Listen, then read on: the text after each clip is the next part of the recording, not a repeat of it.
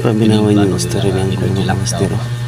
Hadlok eh Hindi paminawan. basta hybrid kayo ni kay Luoy kaya itong dagat ng COVID, sakinan. ang ilang lockdown ng mga tao Hindi na gamit. gawas.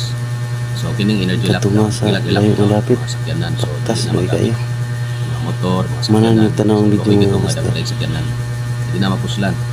Okay, kung lakaw ka, gawas ka, at kapit kag sakyanan, so parahon ka.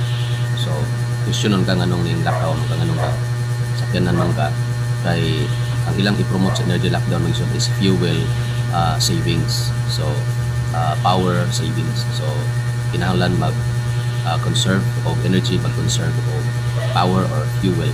So in other words, ang mga tao anang gayon na nakagawas ng gali pero magbaktas or bisikleta. So kung imong tanawon mga kaigsunan, nakalinyada kini sila ang ultimate nga agenda nga global reset.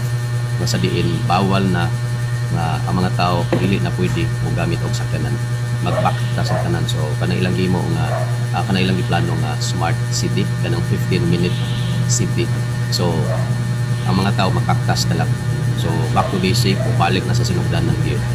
Okay, sunod niya na mga kaigsunan na sila yung mga i-implement nga total control na gyud sa mga tao. Nga ang tao under dictatorship na pinadumalaan sa Antikristo. So kana pa lang danay son, ipakita na nato daan ahead of time aron ta makapangandam. Okay? So once again, walay kumo sa pagpangandam.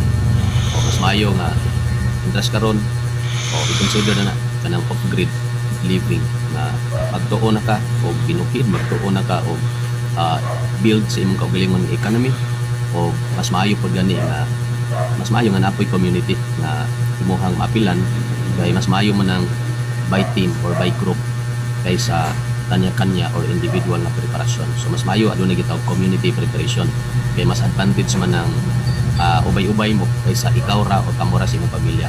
So mas bintaha na daghan, nagkaiusa, nagkahugpong, unya nagtinabangay, nagbayanihan, kay mas advantage man. Okay, there is strength in numbers, there is power and strength in unity. Okay, so kana what I choice na nigsoon mo subutag sa dili moabot na gyud na, and very very soon. So ang ato na lang ani is mangandam. Okay, prepare. God bless.